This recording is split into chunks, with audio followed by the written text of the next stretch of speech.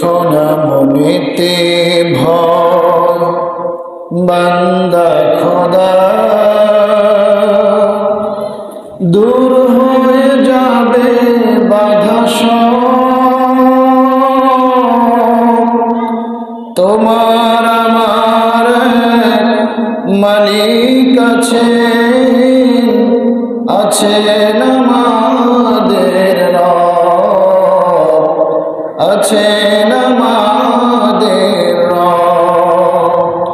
রেখো না মনেতে ভয় বান্দা খোদা, দূর হয়ে যাবে বাধা সব। তোমার আমার মালিক আছেন আমাদের রব, আছেন আমাদের রব। আউযু বিল্লাহি মিনাশ শাইতানির রাজীম। বিসমিল্লাহির রহমানির রহিম। আলাম নাশরাহ লাকা সাদরাকা ওয়া ওয়াদা'না আনকা বিজরাক আল্লাযী আনকাযা যহরাকা ওয়া রাফa'না লাকা যিকরাক ফাইন্না মা'আল উসরি ইউসরান ইন্না মা'আল উসরি ইউসরা ফাইযা ফারাগতা ফানসাব ওয়া ইলা রাব্বিকা ফারগাব। সাদাকাল্লাহু মাওলানা আযীম। আলহামদুলিল্লাহ সুম্মা আলহামদুলিল্লাহ ওয়া আম্মা বা'দ। প্রশংসা আদায় করছি সে আল্লাহ রাব্বুল আলামিনের দরবারে, যে রব্বুল ইজ্জত ওয়াল জালাল আজকের এই পবিত্র জুমার দিনে শত ব্যস্ততা উপেক্ষা করে আল্লাহ তাআলার ডাকে সাড়া দিয়ে তার ঘরে আসার এবং তার এই মহান হুকুম পালন করবার সুযোগ এবং সৌভাগ্য দান করেছেন। আমরা সকলেই সেই মহান মালিকের শাহী দরবারে কালিমাতুশ শুকর আদায় করছি, সকলে পড়ছি আলহামদুলিল্লাহ। লক্ষ কোটি দরুদ ও সালাম পেশ করছি নির্যাতিত মানবতার মুক্তির দূত, সর্বকালের সর্বযুগের সর্বশ্রেষ্ঠ মহামানব নবিয়ুনা হাবিবুনা মুহাম্মদুর রাসূলুল্লাহ সাল্লাল্লাহু আলাইহি ওয়াসাল্লামের প্রতি। প্রিয় হাজরিন, আমরা ধারাবাহিক আলোচনার ধারাবাহিকতা অনুযায়ী আজকে একটি নির্দিষ্ট বিষয়ের উপর আলোচনা করব। আজকে জুমার নির্দিষ্ট আলোচনার বিষয় কষ্টের সাথে স্বস্তি। ইন্না মা'আল উসরি ইউসরা। আল্লাহ রাব্বুল আলামিন তার রাসূলকে বিভিন্ন সময় বিভিন্নভাবে অনুপ্রেরণা দিয়েছেন, সান্ত্বনা দিয়েছেন, আশার বাণী শুনিয়েছেন। তার মধ্যে কোরআনুল কারীমের মধ্যে উল্লেখযোগ্য দুইটি সূরা, যেই সূরা দুটিকে বলা হয় মোটিভেশনাল সূরা। একটা হলো সূরা আদ-দুহা আর একটা সূরা ইনশিরাহ। এই দুইটি সূরাকে বলা হয় মোটিভেশনাল সূরা, অনুপ্রেরণামূলক সূরা।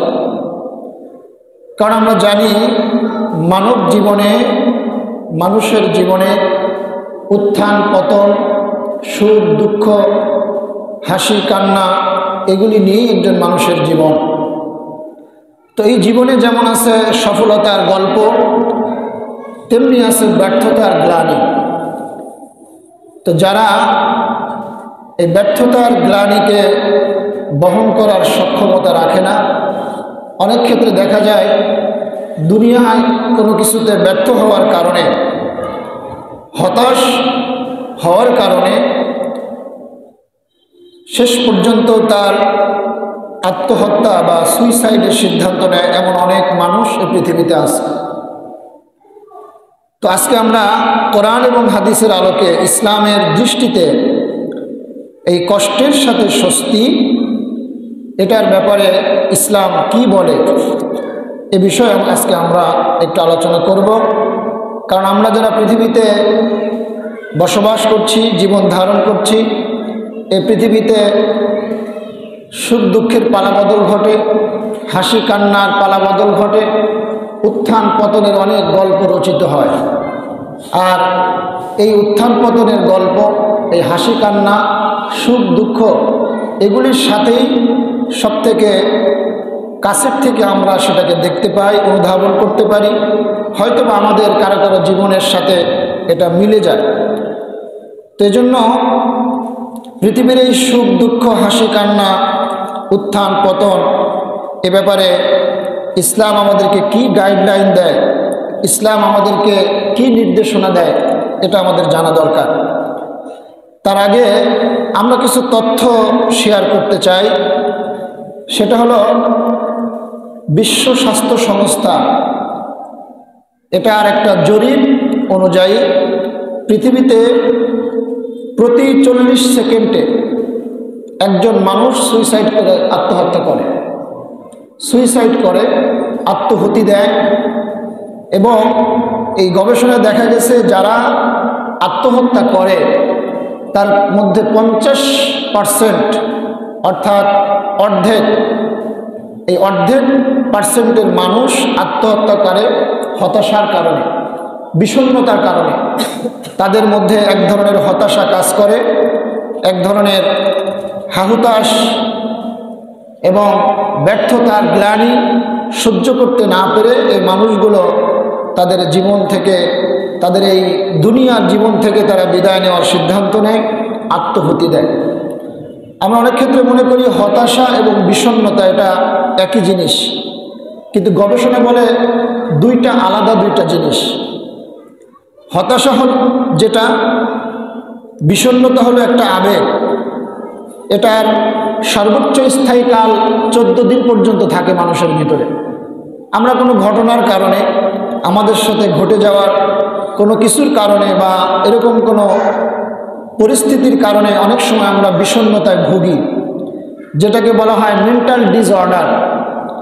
তো এটার স্থায়িত্বকাল সর্বোচ্চ 14 দিন পর্যন্ত থাকে একজন মানুষের ভিতরে।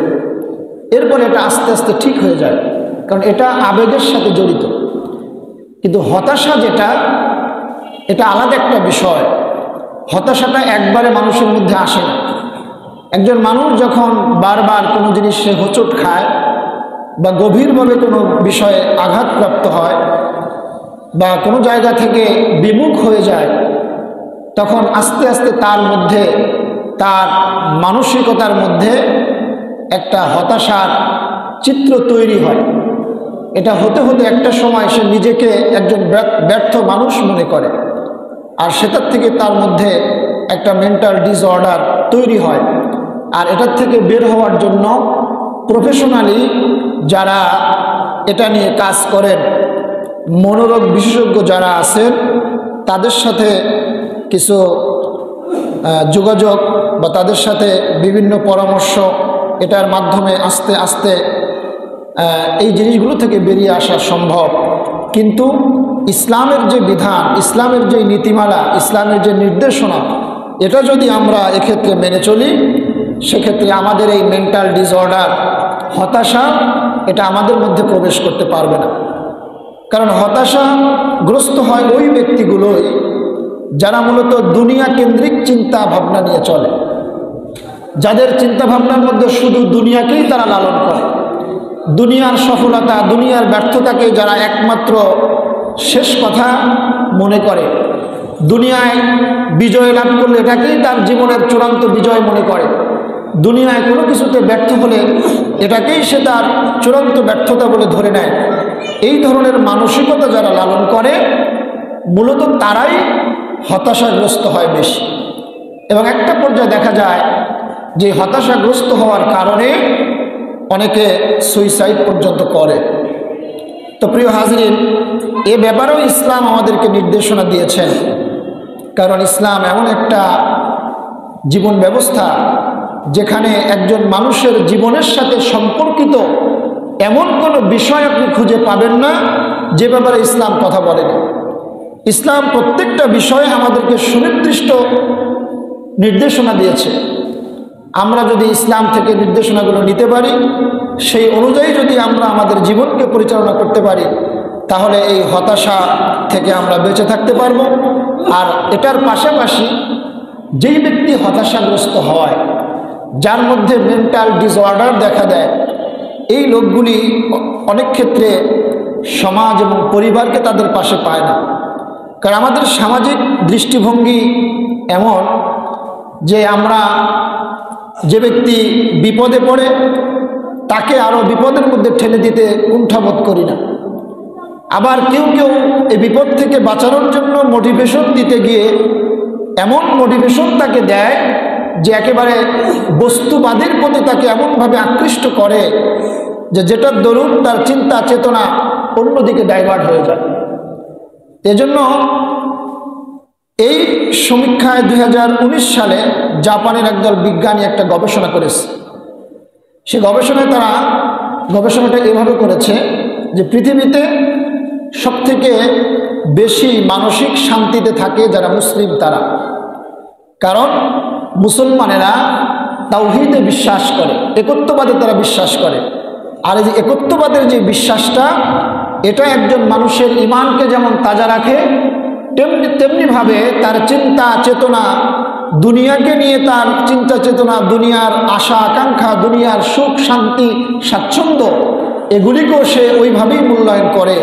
কারণ যে ব্যক্তি একত্ববাদে বিশ্বাস করে, তাওহীদে বিশ্বাস করে, স্রষ্টাকে সব কিছুর মূলে চিন্তা করে, ওই লোকটা কখনো দুনিয়ার সামান্য জয় পরাজয়, হাসি কান্না, দুঃখ বেদনা, আশা নিরাশা, এগুলি নিয়ে তার কিছু যায় আসে না।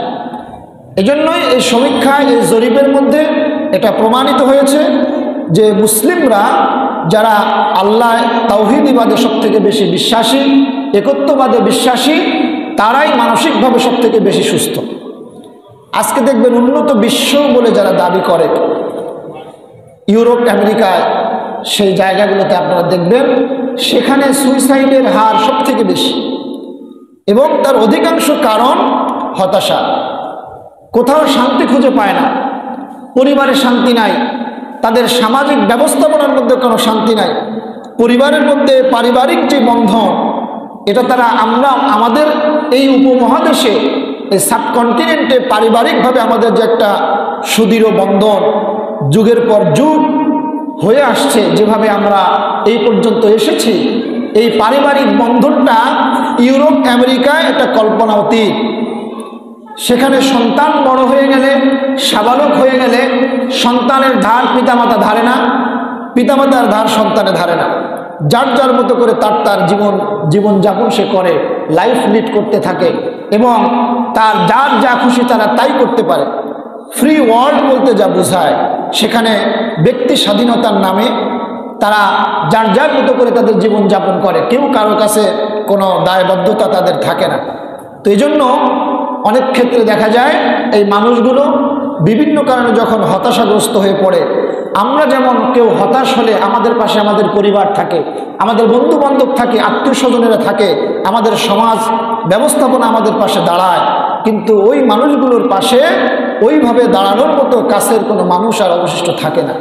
কারণ তাদের জীবনযাপনটা ইন্ডিভিজুয়াল, যার যার তার এইভাবে জীবনযাপন করতে তারা অভ্যস্ত, যার কারণে তাদের মধ্যে হতাশার হারটাও বেশি, আর এই হতাশাগ্রস্ত হওয়ার কারণে তারা সুইসাইডও বেশি করে। প্রিয় হাজিরিন, আল্লাহ রাব্বুল আলামিন আমাদেরকে পৃথিবীতে পাঠিয়েছেন। পৃথিবীতে আসাটাই আমাদের একটা কষ্টের মধ্য দিয়ে আসা। একজন মা যখন তার সন্তানটাকে পৃথিবীতে আনেন, জন্ম দেন, তখন থেকেই তার কষ্টটা শুরু। একটা বাচ্চা মায়ের পেটের মধ্যে যখন থাকে, আল্লাহ তাআলা বলেন ফি করারিন মাকিন, একটা সুরক্ষিত জায়গায়, একটা সেফ জায়গায় বাচ্চাটা এতদিন পর্যন্ত ছিল। যখন সে সেখান থেকে দুনিয়ায় পদার্পণ করে, দুনিয়ায় ভূমিষ্ঠ হয়, দুনিয়ার আলো বাতাসে এই দূষিত পরিবেশের মধ্যে যখন সে আসে, তখন থেকেই মূলত তার কষ্টটা শুরু হয়। এজন্য রব্বুল আলামিন বলেছেন, লাকাদ খালাকনাল ইনসানা ফি কাবাদ। আল্লাহ তাআলা বলেন, নিশ্চয়ই আমি মানুষকে কষ্ট ও পরিশ্রমের মধ্যে সৃষ্টি করেছি। মানুষ জন্ম থেকেই সে কষ্ট অনুভব করতে পারে। এরপরে সে যখন পর্যায়ক্রমে যখন বড় হতে থাকে, তার বয়স যখন বাড়তে থাকে, তখন থেকেই তার চতুর্পাশে এমন একটা পরিবেশ তৈরি হয় যেখানে সুখ দুঃখ, হাসি কান্না, আদর ভালোবাসা, অবজ্ঞা অবহেলা, উত্থান পতন, এগুলি দেখতে দেখতেই একটা শিশু তার বয়স বাড়তে থাকে। এই যেই মানুষের জীবনের উত্থান পতন, এই যে মানুষের জীবনের সুখ দুঃখ হাসি কান্না, এই যে দুইটা চরিত্র, দুইটা দিক, একদিকে আলো অন্যদিকে অন্ধকার। আমরা যেমন অন্ধকার না থাকলে আলোটা বুঝতে পারতাম না, ভালো না থাকলে মন্দ কি এটা বুঝতে পারতাম না, কষ্ট না থাকলে সুখ কাকে বলে এটা আমরা অনুধাবন করতে পারতাম না। আল্লাহ রাব্বুল আলামিন এটা অনুধাবন করবার জন্য, এটা বোঝার জন্য, আমরা যেন আমাদের জেহেনে এই বিষয়টা ঢুকাতে পারি, এটা যেন আমরা আমাদের বোধগম্য হয়, এই জন্য রব্বুল আলামিন আমাদেরকে এরকম একটা সিস্টেমিকলি পরিবেশের মধ্য দিয়ে আমাদের জীবনকে পরিচালনা করান। আল্লাহ রাব্বুল আলামিন আমাদেরকে জীবনে নানান ধরনের পরীক্ষা আমাদের সামনে দেন। আল্লাহ রাব্বুল আলামিন কি কি ধরনের পরীক্ষা দেন, এগুলিও আল্লাহ তাআলা আমাদেরকে কোরআনের মধ্যে আল্লাহ তাআলা বর্ণনা করে দিয়েছে। রাব্বুল আলামিন বলেন, وَلَنَبْلُوَنَّكُمْ بِشَيْءٍ مِّنَ الْخَوْفِ وَالْجُوعِ وَنَقْصٍ مِّنَ الْأَمْوَالِ وَالْأَنفُسِ وَالثَّمَرَاتِ وَبَشِّرِ الصَّابِرِينَ। রব্বুল আলামিন বলেন, وَلَنَبْلُوَنَّكُمْ بِشَيْءٍ مِّنَ الْخَوْفِ وَالْجُوعِ, আমি অবশ্যই মানুষকে পরীক্ষা করব ভয় দিয়ে, ওয়াল জু, এবং ক্ষুধা দিয়ে তাদেরকে আমি পরীক্ষা করব, ওয়া নাকসিম মিনাল আমওয়ালি ওয়াল আনফুসি ওয়াস সামারাত, তাদের মালের নোকসানি দিয়ে, তাদের ফসল বিনষ্টের মাধ্যমে, আমদানি হ্রাসের মাধ্যমে আমি আল্লাহ রাব্বুল আলামিন তাদেরকে অবশ্যই পরীক্ষা করব।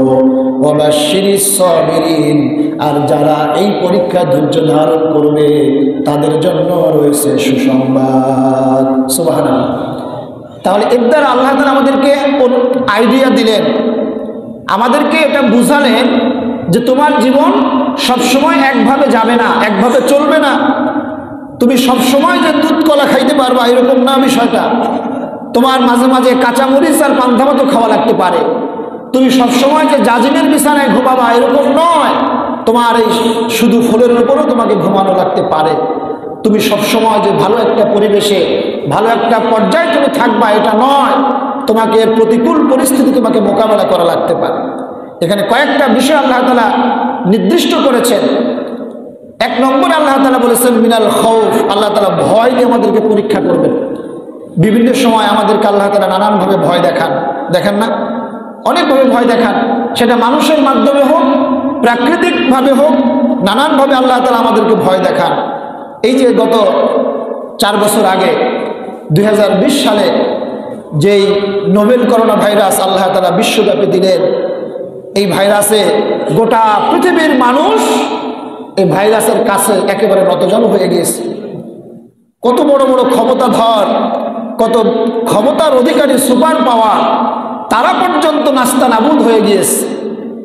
তাহলে আল্লাহ তাআলা এখানে, আল্লাহ তাআলার একটা ক্ষমতা, আল্লাহ তাআলার পাওয়া, তিনি যে আল্লাহু আলা কুল্লি শাইইন কাদির, তিনি যে সমস্ত ক্ষমতার মূলে, এটা আল্লাহ তাআলা মাঝে মাঝে আমাদেরকে একটু নিদর্শন দেখান।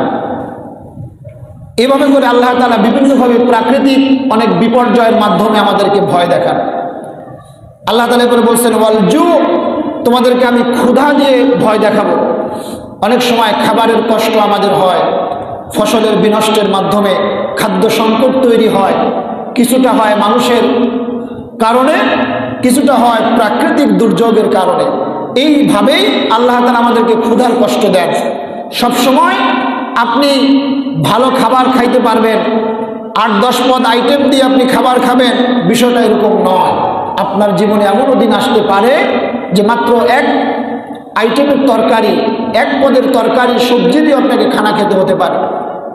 আল্লাহ রাব্বুল আলামিন মুমিন বান্দাদেরকে তিনি এই ধারণাগুলো দিয়ে রাখতেছেন যে তোমাদেরকে আমি এভাবে পরীক্ষা করব। তার মানে জীবন সমান্তরাল নয়, রেল লাইনের মতো সমান নয়। জীবনে উত্থান পতন আছে, সুখ দুঃখ আছে, হাসি কান্না আছে। আল্লাহ তাআলা এটাই আমাদেরকে বুঝাতে চাইলেন, আমাদের জেহেনের মধ্যে এটাই আল্লাহ তাআলা দিতে চাইলেন। প্রিয় হাজিরিন, পৃথিবীতে যারা শুধুমাত্র পৃথিবীর সুখ সম্পদ, পৃথিবীর ভালো লাগা, ভালোবাসা, আদর, স্নেহ, পৃথিবীর পাওয়া না পাওয়া এগুলি নিয়েই যারা চিন্তা করে, তাদের কাছে মূলত পৃথিবীটাই সব। আমরা যে সুখ বলতে যেটা বুঝি, এটা দেখেন, এটা নিয়ে একটু আলোচনা করি। সুখটা মূলত 3 প্রকার। 1 নম্বরের সুখ যেটা, সেটা হলো মিছে সুখ, যেটা অর্থাৎ যেই সুখের কোনো গ্যারান্টি নাই, যেটা শুধুমাত্র একটা মোহ। অনেক ক্ষেত্রে দেখবেন যে অনেকে কোনো কিছুতে হতাশ হয়ে যাওয়ার পরে গাঁজা, মদ, ইয়াবা, ফেন্সিডিল এই জাতীয় নানান ধরনের নেশাদ্রব্য পান করে তারা সাময়িক একটা সুখের অনুভূতি নেয়।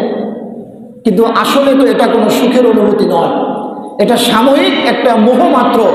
যখনই তার নেশাটা কেটে যায়, যখনই ওই মদের নেশাটা তার মধ্যে থেকে চলে যায়, যখন তার সামনে দুনিয়ার আসল চিত্র ফুটে ওঠে, তখন আর তার মধ্যে এই সাময়িক এই সুখের ছিটে ফোটাও তার মধ্যে আর অবশিষ্ট থাকে না।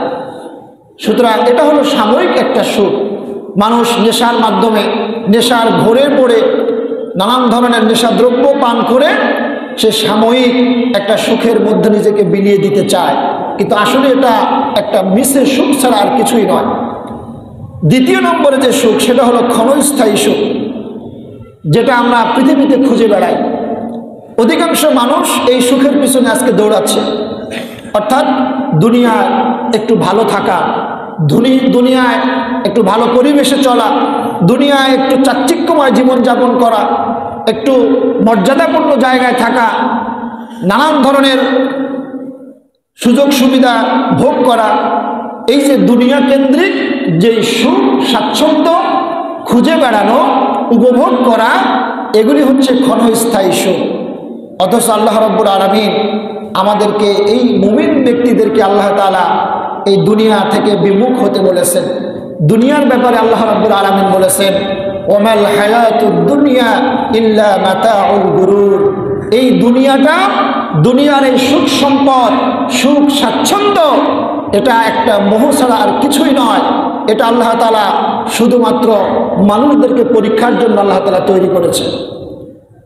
রব্বুল আলামিন আরো বলেন, বাল তুসিরুনাল হায়াতাদ দুনিয়া ওয়াল আখিরাতু খায়রু ওয়া আবকা। তোমরা দুনিয়ার পিছনে ছুটছ, দুনিয়ার সুখ সম্পদ, দুনিয়ার ভোগ বিলাসের পিছনে তোমরা যারা ছুটছ, শুনে রাখো, দুনিয়ার এই সুখ সম্পদ, মায়ামোহ, মায়া মমতা, ভোগ বিলাস, এগুলি কোনো কিছুই স্থায়ী নয়। এটা হলো ক্ষণস্থায়ী জিনিস। যে ব্যক্তি মুমিন, তার জন্য দুনিয়ার থেকে সব থেকে বড় সুখ, উত্তম সুখ রয়েছে আখিরাতের জীবনে। সুবহানাল্লাহ। ওয়াল আখিরাতু খায়রু ওয়া আবকা। দুনিয়ার থেকে অনেক বেশি উত্তম আখিরাত। রব্বুল আলামিন অন্য জায়গায় বলেন, আরাদিতুম বিল হায়াতিদ দুনিয়া মিনাল আখিরাহ ফামা মাতাউল হায়াতুদ দুনিয়া ফিল আখিরাতি ইল্লা কলিল। রব্বুল আলামিন বলেন, তোমরা যারা দুনিয়ার সুখ সম্পদ, দুনিয়ার ভালোবাসা, দুনিয়ার ভালো লাগা, এটাতেই তোমরা বেশি মগ্ন হয়ে পড়েছ, এটার পিছনেই তোমরা বেশি সময় দিচ্ছ, এটাতেই তোমরা বেশি নিমগ্ন হয়ে আসো, তোমরা শোনো, দুনিয়ার এই সুখ সম্পদ আখিরাতের সুখ সম্পদের তুলনায় একেবারেই নগণ্য, একেবারেই কম দামি, একেবারেই অল্প। আমি আল্লাহ রাব্বুল আলামিন তোমাদের জন্য আখিরাতে অনাবিল আনন্দ আর সুখ স্বাচ্ছন্দ্যের ব্যবস্থা করে রেখে দিয়েছি। সুবহানাল্লাহ। তাহলে এই দুনিয়ার যে সাময়িক সুখ, ভালো লাগা, ভালোবাসা, মোহ, মায়া, এগুলি ক্ষণস্থায়ী, এগুলি হচ্ছে ক্ষণস্থায়ী সুখ। এটার পিছনে ছুটে কোনো লাভ নাই। আপনার হায়াত শেষ, দুনিয়ার জীবন শেষ, এ সুখ স্বাচ্ছন্দ্য শেষ, এটা আপনার মৃত্যুর ওপরে আপনার সঙ্গে যাবে না। এরপরে 3 নম্বরে যে সুখ, সেটা হলো প্রকৃত সুখ। যেই সুখটাকে আল্লাহ রাব্বুল আলামিন বলেছেন প্রকৃত সুখ, প্রকৃত সফলতা, প্রকৃত ভালোবাসা, প্রকৃত আনন্দ, প্রকৃত সফলতা হলো সেটা যেই সুখটা আপনাকে কিয়ামতের ময়দানে মুক্তি দিতে পারবে। রব্বুল আলামিন বলেন, ফামান যুহজিহা আনিন নারি ওয়া উদখিলাল জান্নাতা ফাকাদ ফাজ। রব্বুল আলামিন বলেন, ওই ব্যক্তি তো প্রকৃত সুখ অনুধাবন করতে পারবে কিয়ামতের দিন, যে ব্যক্তি জাহান্নাম থেকে মুক্তি পাবে আর আল্লাহ রব্বুল আলামিনের চির সুখের জান্নাতের মধ্যে প্রবেশ করবে। সুবহানাল্লাহ। জাহান্নাম থেকে মুক্তি, জান্নাতে প্রবেশ, এটা যার জীবনে ঘটবে সেই হবে প্রকৃত সুখী। ওই সুখটাই হবে তার জীবনের সবথেকে বড় সুখ, প্রকৃত সুখ। প্রিয় হাজিরিন, জান্নাত ছাড়া আর যত সুখের যত আয়োজন আমরা দেখি, ভালো লাগার যত ব্যবস্থাপনা দেখি, যা কিছু আমাদের 2 চোখে আমরা দেখি, এগুলি কোনো কিছুই স্থায়ী নয়। এগুলি সামান্য সময়ের জন্য, এগুলি মোহ, এগুলি মায়া, একা একটা দুঃস্বপ্নের মতো। আপনার ঘুমটা ভেঙে যাবে, আপনার দুঃস্বপ্নটা কেটে যাবে, আপনি আবার সেই বাস্তবতায় ফিরে আসবেন। দুনিয়ার সুখ সম্পদটা হলো এইরকমের একটা অবস্থা। একজন মানুষের জীবনে সবথেকে চূড়ান্ত সুখ হলো সেটা যেদিন সে জাহান্নাম থেকে মুক্তি পাবে, জান্নাতের মধ্যে প্রবেশ করবে। সুবহানাল্লাহ। তাহলে প্রকৃত সুখ আমরা ওখানে আমাদেরকে খুঁজতে হবে। রব্বুল আলামিন আরো বলেন, আফাহাসিবতুম আন্নামা খলাকনাকুম আবাসাও ওয়া আন্নাকুম ইলাইনা লা তুরজাউন। আল্লাহ তাআলা বলেন, তোমরা কি এটা চিন্তা করে নিয়েছো তোমাদেরকে এমনিতেই সৃষ্টি করা হয়েছে? তোমাদেরকে কি এমনি এমনি সৃষ্টি করা হয়েছে? কোনো কারণ নাই, কোনো উদ্দেশ্য নাই। ওয়া আন্নাকুম ইলাইনা লা তুরজাউন। তোমরা কি এটা মনে করে নিয়েছো যে আমার কাছে তোমাদেরকে আর ফিরে আসা লাগবে না? অবশ্যই আমাদেরকে আল্লাহর কাছে ফিরে যেতে হবে। রব্বুল আলামিন ক্ষণিকের জন্য, অল্প সময়ের জন্য আমাদেরকে সৃষ্টি করেছেন, এই দুনিয়ার জমিনে পাঠিয়েছেন।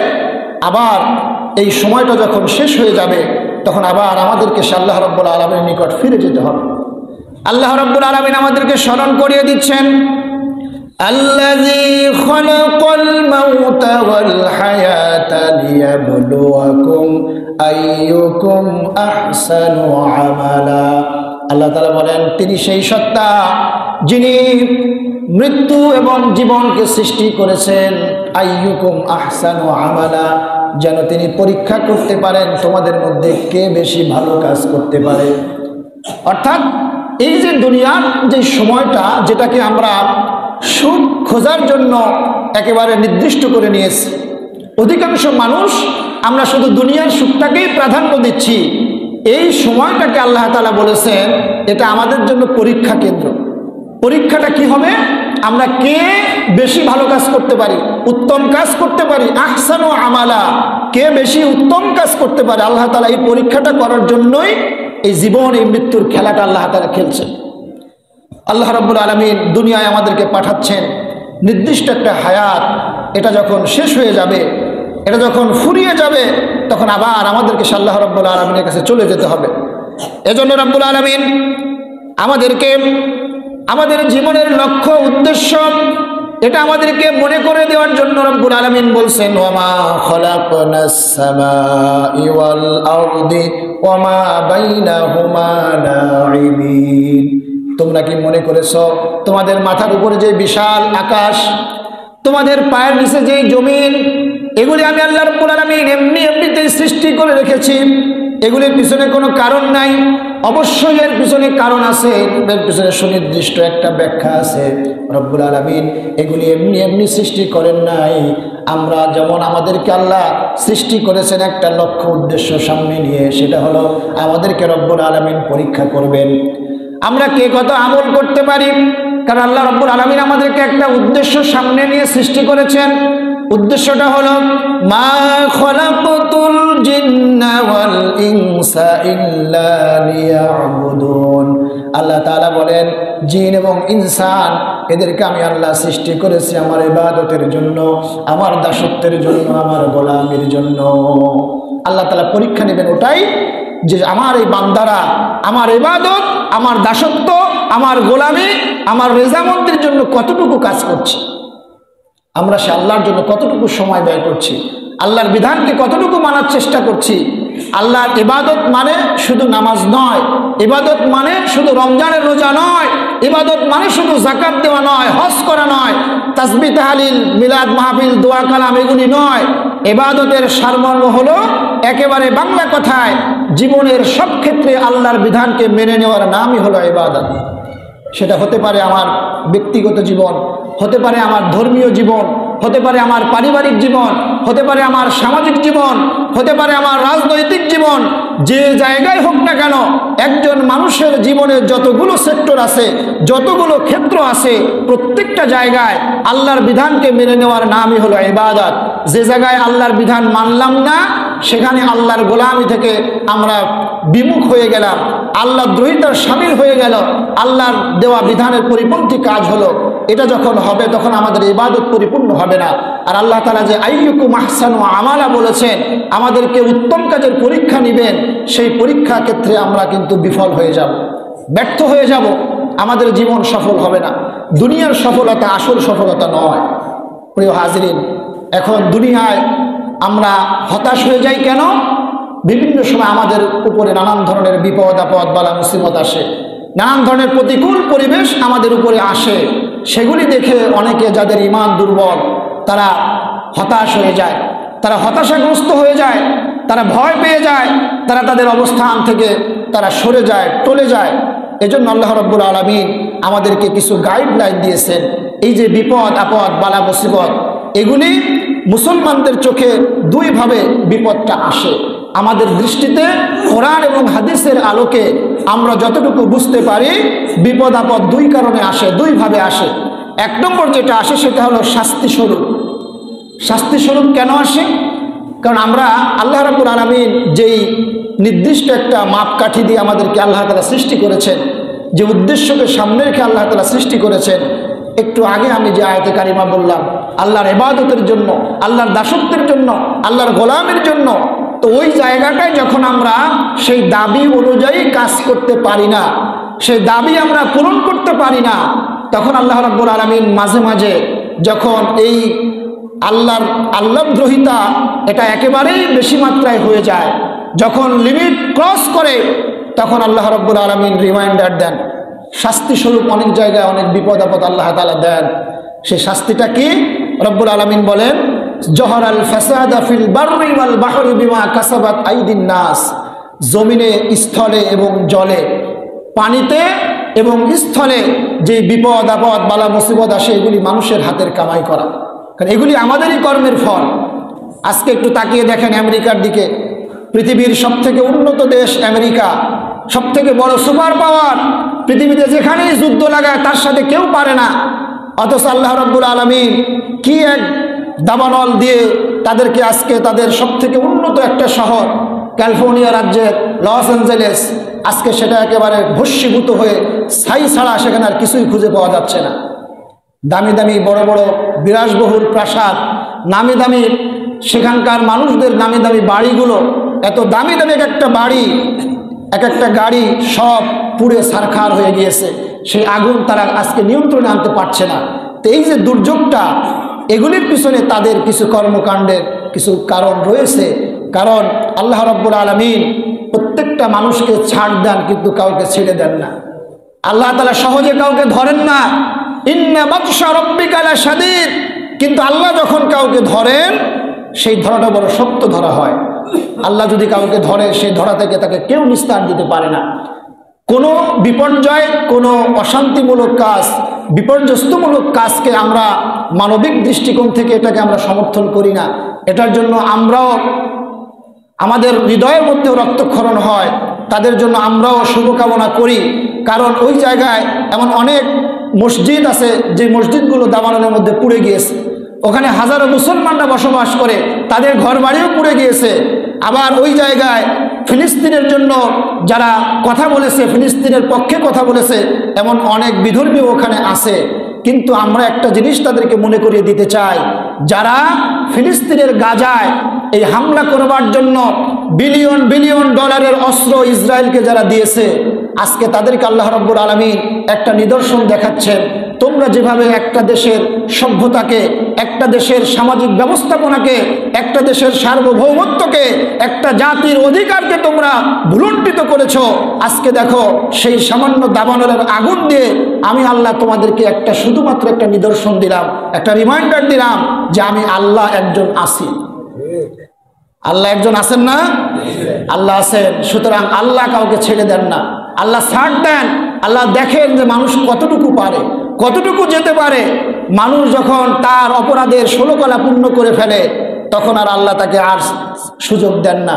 নমরুদ, ফেরাউন, হামান, আবু জাহেল, উতবা, শাইবা, ওয়ালিদ ইবনে মুগীরার গোষ্ঠীরা তারাও ওই সময় মনে করেছিল আমাদেরকে কেউ থামাতে পারবে না, আমাদেরকে কেউ দমাতে পারবে না, ক্ষমতা আমাদের হাতে, আমরা যা বলবো তাই হবে, যা করব সেটাই হবে আইন, আমরা যেভাবে চালাবো সেভাবেই চলতে হবে। তারা এমনটাই মনে করেছিল। কিন্তু আল্লাহ রাব্বুল আলামিন তাদেরকেও নাস্তানাবুদ করে দুনিয়ার থেকে বিদায় করে দিয়েছেন। এবং শুধু তাই নয়, বর্তমান সময় পর্যন্ত যুগে যুগে যারাই আল্লাহর সঙ্গে বিদ্রোহ করেছে, সত্যের সঙ্গে বিদ্রোহ করেছে, সত্যবাদীদের সঙ্গে বিদ্রোহী করেছে, তাদের বিরুদ্ধে জুলুম, নির্যাতন, স্টিম রোলার চালিয়েছে, আল্লাহ রাব্বুল আলামিন তাদেরকেও কঠিনভাবে ধরেছেন। যখন আল্লাহ ধরেছেন, পৃথিবীর কেউ তাদেরকে আর রক্ষা করতে পারে না। সুতরাং আমাদেরকে শিক্ষা নিতে হবে, এই ধরনের পরিস্থিতি থেকে আমাদেরকে শিক্ষা নেওয়া দরকার। আজকে অনেকে শুনি বলে যে রাজনীতির সাথে কোরআনের কোনো সম্পর্ক নাই। কোরআনের সাথে যদি রাজনীতির সম্পর্ক না থাকে, এই কথা যারা বলেন তাদেরকে বলবো আপনি আরো ভালো করে কোরআন বুঝেন, আরো ভালো করে ইসলামকে চর্চা করেন। নিজেকে যদি মুসলমান দাবি করেন তাহলে কোরআন আরো ভালো করে বোঝা উচিত, যেহেতু নিজেকে মুসলিম বলে দাবি করেন। না হলে যে কথা আপনি বলছেন, এই কথার দ্বারা আপনার ঈমান চলে যেতে পারে। কারণ কোরআন আর রাজনীতি যদি আলাদা হয়, তাহলে আল্লাহ রাসূল সাল্লাল্লাহু আলাইহি ওয়াসাল্লাম যে 10 বছর মদিনায় রাষ্ট্র চালালেন, তিনি কি রাজনীতি ছাড়া রাষ্ট্র পরিচালনা করেছেন? তাহলে আল্লাহর নির্দেশনা ছাড়া কি আল্লাহ রাসূল রাষ্ট্র পরিচালনা করেছেন? কোরআনের আয়াত, কোরআনের প্রত্যেকটা ব্যাখ্যায় আপনি রাজনীতির বাঁকে বাঁকে রাজনীতির গন্ধ আপনি খুঁজে পাবেন। আর সেখানে কোরআনকে যদি রাজনীতিকে আলাদা করার চেষ্টা করা হয়, বলা হয় যে কোরআন আর রাজনীতি আলাদা জিনিস, ধর্ম আর রাজনীতি আলাদা জিনিস, এই কথা যারা বলবে, যারা বিশ্বাস করবে, অবশ্যই তাদের ঈমানের মধ্যে গলত রয়েছে। তাদেরকে আবার বলবো যে ইসলাম নিয়ে, কোরআন নিয়ে আরো বেশি গবেষণা করেন। মুসলিম নিজেকে যদি দাবি করেন, এটা নিয়ে আরো বেশি গবেষণা করেন, তাহলে আপনি আরো ভালো বুঝতে পারবেন। এই ধরনের চিন্তা চেতনা যারা লালন করে, তাদেরকে তৌহিদি জনতা, সাধারণ মুসলমান তাদেরকে কখনোই গ্রহণ করবে না। আর এগুলি কাদের পরামর্শে বলা হয়, এটা আমরা খুব ভালো করেই বুঝি। যাদের প্রেসক্রিপশনে কথাবার্তাগুলো বলা হচ্ছে, তাদের প্রেসক্রিপশনে আগে যারা এ দেশ থেকে বিতাড়িত হয়েছে, ওই দাদাবাবুদের প্রেসক্রিপশনে চলার কারণেই কিন্তু তাদের ভাগ্যে এই ধরনের করুণ পরিণতি বরণ করতে হয়েছে। সুতরাং ওই দাদাবাবুদের দেওয়া প্রেসক্রিপশন যদি নতুন করে আবার কেউ অ্যাপ্লাই করতে চায়, তাহলে এই যে ছাত্র জনতার যে অভ্যুত্থান, এখানে যে আদর্শ, যে চেতনা নিয়ে অভ্যুত্থান হয়েছে, এই চেতনা যারা লালন করে, তারা কখনো এই ধরনের মানসিকতাকে তারা কখনো গ্রহণ করবে না। সুতরাং আসল মুসলিম হিসেবে আমরা কোরআনকে আরো ভালো করে বোঝার চেষ্টা করি, ইসলাম নিয়ে আরো বেশি গবেষণা করার চেষ্টা করি, ইসলাম নিজের জীবনে বাস্তবায়ন করার চেষ্টা করি। প্রিয় ভাইয়েরা, তাহলে বলতেছিলাম যে বিপদ আপদ এটা 1 নম্বরে আসে শাস্তি স্বরূপ। যখন মানুষ তার অপরাধের 16 কলা পূর্ণ করে, তার লিমিট যখন ক্রস করে, তখন আল্লাহ তাআলা একটা রিমাইন্ডার দেন। আর এটা শাস্তি স্বরূপ আল্লাহ তাআলা দিয়ে থাকেন। এটা বিভিন্ন সময় বিভিন্ন গোত্রের উপরে, কওমে লূতের উপরে আল্লাহ তাআলা এই ধরনের আযাব দিয়েছেন। বিভিন্ন জাতি গোষ্ঠীর উপরে আল্লাহ তাআলা অতীতে এই ধরনের আযাব এবং গজব আল্লাহ তাআলা দিয়েছেন। সুতরাং এগুলিকে আমাদেরকে ধরে নিতে হবে শাস্তি স্বরূপ। এরপরে দ্বিতীয় স্টেজে যেটা আসে, সেটা হলো পরীক্ষা স্বরূপ। যেটা আল্লাহ তাআলা কোরআনে আলাদা করে সুন্দরভাবে আল্লাহ তাআলা বর্ণনা করেছেন। আমি একটু আগে যে আয়াতে কারিমা তেলাওয়াত করেছি যে আল্লাহ তাআলা মানুষদেরকে ক্ষুধা দিয়ে, ভয় দিয়ে, মালের নোকসানি দিয়ে, তার নানান ধরনের আমদানি হ্রাসের মাধ্যমে, তার সফল বিনষ্টের মাধ্যমে আল্লাহ তাআলা ঈমানদারদেরকে পরীক্ষা করেন। কারণ আল্লাহ তাআলা কাউকে দিয়ে পরীক্ষা করেন, কাউকে আল্লাহ তাআলা কারো কাছ থেকে নিয়ে পরীক্ষা করেন। সুতরাং ঈমানদার যে ব্যক্তি দুই অবস্থায় সে ধৈর্য ধারণ করবে। মুমিনের জীবন হলো একটা আশ্চর্যময় জীবন। সে যখন বিপদে পড়ে সে ধৈর্য ধারণ করে, সবর করে। এটার কারণে আল্লাহ রাব্বুল আলামিন তার আমলনামায় সওয়াব লিখতে থাকেন। শুধু তাই নয়, বুখারীর হাদিস, একজন মুমিন যদি মনে একটা কষ্ট পায়, সে যদি একটা হোঁচটও খায়, এর জন্যও তার আমলনামায় একটা নেকি লিখে দেওয়া হয়। সুবহানাল্লাহি ওয়া বিহামদিহি। আবার মুমিন যখন কোনো আল্লাহর পক্ষ থেকে কোনো নিয়ামত প্রাপ্ত হয়, তখন সে সঙ্গে সঙ্গে নিয়ামতের শুকরিয়া আদায় করে। আর এর কারণে আল্লাহ রাব্বুল আলামিন তার প্রতি সন্তুষ্ট হয়ে যান এবং তারা নিয়ামত করে বেশি গুণে বৃদ্ধি করে দেন। সুবহানাল্লাহি ওয়া বিহামদিহি। তাহলে মুমিনের চরিত্র, মুমিনের বৈশিষ্ট্য, দুই অবস্থায় সে আল্লাহর উপরে সন্তুষ্ট থাকে। আল্লাহর উপরে কখনো সে নারাজি হয় না। অনেকে আছে একটু বিপদ আপদ আসলেই আল্লাহকে পর্যন্ত অভিশাপ দিতে ছাড়ে না। এমনভাবে বলে যে আল্লাহ শুধু আমাকেই দেখে, আল্লাহকে আর কাউরে চোখে দেখে না, আমার উপরে সব বিপদ আপদ আসা লাগবে, আমার উপরেই এত গজব আযাব আসা লাগবে, আল্লাহ চোখে কি আর কাউরে পড়ে না? এরকম কথাবার্তা অনেককে বলতে শোনা যায়। কিন্তু প্রিয় হাজিরিন, আল্লাহ তাআলা, এটা আপনাকে বুঝতে হবে, আপনি যদি নিজেকে মুমিন দাবি করেন, এটা অবশ্যই আল্লাহর পক্ষ থেকে আপনার জন্য পরীক্ষা। সুতরাং এই পরীক্ষায় ধৈর্য ধারণ করা এটা মুমিনের স্বভাব, মুমিনের বৈশিষ্ট্য। আল্লাহ বলেছেন ওয়াবাশশিরিস সাবিরিন, যারা এই ধরনের বিপদ আপদ বালা মুসিবতে ধৈর্য ধারণ করবে তাদের জন্য সুসংবাদ। সুবহানাল্লাহ। প্রিয় হাজিরিন, তাহলে আমরা জানি যে বিপদ আপদ বালা মুসিবত একটা আসে শাস্তি স্বরূপ, আরেকটা আসে পরীক্ষা স্বরূপ। পরীক্ষা স্বরূপ যখন আসবে, ঈমানদারদের কাজ হলো, ঈমানদার বিপদে আপদে বালা মুসিবতে তারা তখন ধৈর্য ধারণ করবে। যেহেতু আল্লাহ রাব্বুল আলামিন বলেছেন, ইয়া আইয়ুহাল্লাযীনা আমানুস্তাঈনু বিস-সাবরি ওয়াস-সালাহ, হে ঈমানদারগণ, তোমরা নামাজ এবং ধৈর্যের মাধ্যমে আমি আল্লাহর কাছে সাহায্য চাও। ইন্নাল্লাহা মা'আস-সাবিরিন, নিশ্চয়ই আমি আল্লাহ ধৈর্যশীলদের সঙ্গে আছি। সুবহানাল্লাহ। প্রিয় হাজিরিন, বিপদ আপদ বালা মুসিবতে ধৈর্য ধারণ করা এটা নবীদের একটা বৈশিষ্ট্য। হিজরতের রাতে আল্লাহ নবী মুহাম্মদুর রাসূলুল্লাহ সাল্লাল্লাহু আলাইহি ওয়াসাল্লাম যখন গারে সূরের মধ্যে হযরত আবু বকরকে সঙ্গে করে যখন আশ্রয় নিয়েছিলেন, কাফেররা যখন গুহার সামনে চলে আসলো, হযরত আবু বকর ভয় পেতেছিলেন। ডেকে বললেন, ইয়া রাসূলুল্লাহ, ইয়া হাবিবাল্লাহ, কোনো একজন কাফের যদি এই গুহার মুখ দিয়ে একটু মাথাটা নিচু করে আর যদি একটু নিচের দিকে তাকায়, তাহলেই তো আমরা ধরা পড়ে যাব। হযরত আবু বকর বিচলিত হয়ে পড়লেন। সেই গুহার ভিতরে আল্লাহ রাসূল সাল্লাল্লাহু আলাইহি ওয়াসাল্লাম সেদিন হযরত আবু বকরকে সান্ত্বনা দিয়েছিলেন। সেদিন আল্লাহ রাব্বুল আলামিনের রাসূল আবু বকরকে যে সান্ত্বনা দিয়েছিলেন, সে কথাটা রব্বুল আলামিন কোরআনুল কারীমের মধ্যে কোট করে দিলেন, যেন তার বান্দাগুলি এগুলি থেকে শিক্ষা নিয়ে তার জীবনে কাজে লাগাতে পারে। আল্লাহ রাব্বুল আলামিন সে ঘটনাটা এভাবে বলছেন, ইযহুমা ফিল গার লিসাহিবিহি লা তাহজান ইন্নাল্লাহা মা'ানা। যখন তার সঙ্গী দুইজনের একজন দ্বিতীয়জন যখন বলতেছিল আমরা ধরা পড়ে যাব, প্রথম জন তাকে অভয় দিয়ে বলতেছিল, কোনো চিন্তা করো না, ভয় পেও না, আমাদের সঙ্গে একজন আছেন, তিনি হলেন আল্লাহ। সুবহানাল্লাহ। সুতরাং মুমিনের সঙ্গে কে থাকেন? আল্লাহ। সুতরাং মুমিন বিপদে পড়লে কখনো সে বিচলিত হবে না, ভয় পাবে না, সে কখনো টলে যাবে না, তার অবস্থান থেকে সে সুদৃঢ় অবস্থায় থাকবে। বিপদ আপদ বালা মুসিবত আসলে সর্বোচ্চভাবে আল্লাহর উপরে সে তাওয়াক্কুল করবে, আল্লাহর উপরে সে ইস্তেকামত করবে, তাহলে আল্লাহ রাব্বুল আলামিন মুমিনদেরকে সে বিপদ আপদ বালা মুসিবত থেকে বাঁচাবেন। প্রিয় হাজিরিন, আল্লাহ রাসূলের জীবনেও দুঃখ কষ্ট ছিল। আল্লাহ রাসূল কিন্তু একবারেই তিনি মদিনার প্রেসিডেন্ট হতে পারেন নাই। মক্কা 13টা বছর তিনি চরম নির্যাতনের শিকার হয়েছেন, সাহাবা একরাম নির্যাতনের শিকার হয়েছেন, আল্লাহ রাসূলকে নানানভাবে কষ্ট দেওয়া হয়েছে, মানসিক টর্চার করা হয়েছে। যখন একবার ওহী বন্ধ হয়ে গেল, বেশ কিছুদিন যাবত 15 দিন, 1 মাস, 3 মাস, মতান্তরে 6 মাস পর্যন্ত ওহী বন্ধ ছিল, তখন আল্লাহ রাসূল সাল্লাল্লাহু আলাইহি ওয়াসাল্লাম মানসিকভাবে একটু ভেঙে পড়েছিলেন এবং আশপাশ থেকে কাফেরেরা নানান ধরনের টিটকারিমূলক উপহাসমূলক কথাবার্তা বলতেছিল। আল্লাহ রসুলের আপন চাচি আবু লাহাবের স্ত্রী উম্মে জামিল সে বলতেছিল, মুহাম্মদ সাল্লাল্লাহু আলাইহি সাল্লাম তোমার কাছে সে শয়তানটা বুঝি এখন আর আসে না। নাউযুবিল্লাহি মিন যালিক, অর্থাৎ জিব্রাইলকে সে শয়তান বলে আখ্যায়িত করেছিল। তোমার কাছে বুঝি সে এখন আর আসে না। আবার কুরাইশরা বলতেছিল যে মুহাম্মাদের আল্লাহ তাকে ভুলে গিয়েছে, তাকে ছেড়ে দিয়েছে। এই ধরনের কথাবার্তা শুনতে শুনতে আল্লাহ রসুল সাল্লাল্লাহু আলাইহি সাল্লাম তিনি মানসিকভাবে ভেঙে পড়েছিলেন।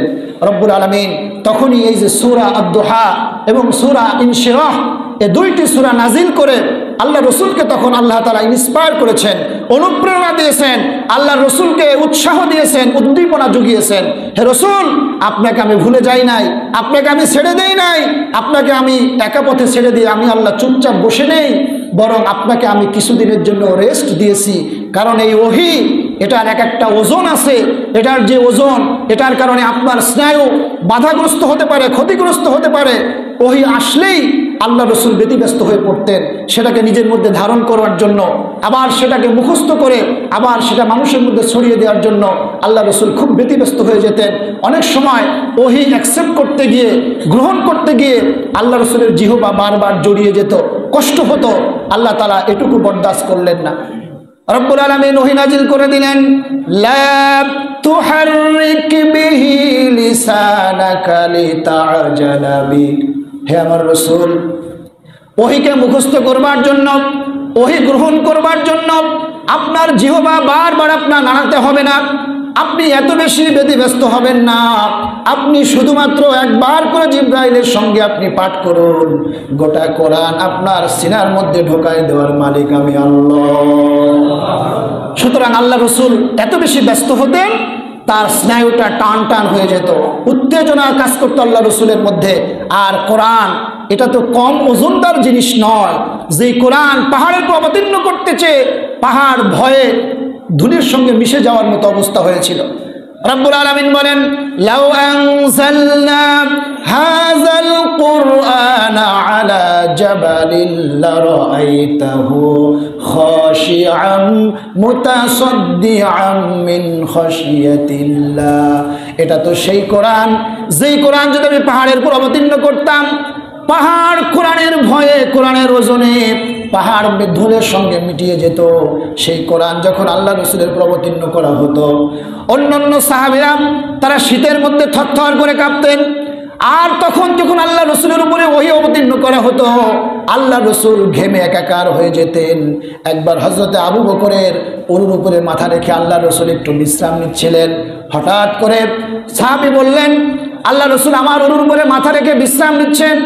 আল্লাহ রসুলের মাথাটা স্বাভাবিকই মনে হলো, কিন্তু আল্লাহ রসুল যখন বিশ্রাম থেকে জেগে গেলেন, ঘুম থেকে যখন জেগে গেলেন, হঠাৎ করে যখন তার উপরে ওহী নাজিল হওয়া শুরু হলো, হযরত আবু বকর বলেন, আমার তখন মনে হচ্ছিল আল্লাহ রসুলের মাথাটা এত বেশি ভারী হয়ে গিয়েছে যে আমার উরুটা যেন ফেটে ভেঙে চুরে চুরমার হয়ে যাবে।